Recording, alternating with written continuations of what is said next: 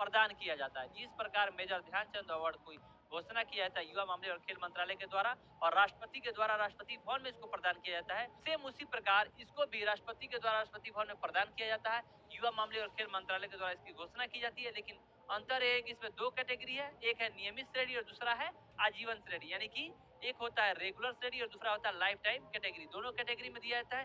पुरस्कार राशि की बात करें तो जो होता है लाइफ टाइम यानी कि आजीवन श्रेणी होता है उसमें अधिक पैसे दिए जाते हैं 15 लाख रुपए और जो नियमित श्रेणी होता है उसमें मात्र 10 लाख रुपए दिए जाते हैं। तो कुल मिलाकर 4-5 इसमें फैक्ट है। हालांकि 1985 से इसकी शुरुआत की गई थी द्रोणाचार्य पुरस्कार की। इसमें 2 कैटेगरी है, एक नियमित श्रेणी है और एक लाइफ टाइम श्रेणी है। नियमित श्रेणी में मात्र 10 लाख रुपए और लाइफ टाइम श्रेणी में इसमें 15 लाख रुपए दिए जाते हैं। हर साल किसके द्वारा घोषणा किया जाएगा? युवा मामले और खेल मंत्रालय के द्वारा किया जाएगा और राष्ट्रपति के द्वारा राष्ट्रपति भवन में इसको प्रदान किया जाता है। ये सब चीजें है राष्ट्रपति के द्वारा राष्ट्रपति भवन में प्रदान किया जाएगा, प्रत्येक वर्ष किया जाएगा और युवा मामले और खेल मंत्रालय के द्वारा इसकी घोषणा की जाएगी। 2 कैटेगरी है, नियमित श्रेणी और लाइफ टाइम श्रेणी है। नियमित श्रेणी में आपको मिलेंगे 10 लाख रुपए और लाइफ टाइम श्रेणी में मिलेंगे 15 लाख रुपए। 1985 से इसकी शुरुआत की गई थी। इनको दिया जाता है तो जो भी इसके कोच होते हैं, ट्रेनर होते हैं, उनको दिया जाता है। उसके बाद से देख लेते हैं कि द्रोणाचार्य पुरस्कार 2024 में नियमित कैटेगरी में 3 लोगों को दिया गया, जो कि होता है नियमित कैटेगरी कितने लाख रुपए इसमें दिया जाता है? तो 10 लाख रुपए। रुपए की बात करें तो 10 लाख रुपए इसमें दिया जाता है नियमित कैटेगरी में और लाइफ टाइम में 15 लाख रुपए। आपको इनके खेल और उनके खिलाड़ी के नाम को याद रखना महत्वपूर्ण बन जाता है। पैरा शूटिंग के जो ट्रेनर है सुभाष राणा, शूटिंग के जो ट्रेनर है दीपाली देशपांडे और हॉकी के ट्रेनर है संदीप रंगवान। इन तीनों का नाम याद रखिएगा। इन तीनों को मिला है नियमित कैटेगरी में द्रोणाचार्य अवार्ड। याद रहेगा यहाँ तक चीजें। आगे बढ़ते हैं और देखते हैं फिर जो है लाइफ टाइम कैटेगरी के बारे में। द्रोणाचार्य पुरस्कार जो है आजीवन श्रेणी यानी लाइफ टाइम कैटेगरी में कितने रुपए दिए जाते हैं जी? तो कुल 15 लाख रुपए दिए जाते हैं लाइफ टाइम कैटेगरी में। और किनको ये मिला है? तो मात्र 2 ही लोगों को मिला है। एक है एस मुरलीधरन जो बैडमिंटन के ट्रेनर है और दूसरे है अरमांडो एग्नेलो फुटबॉल के, ठीक है।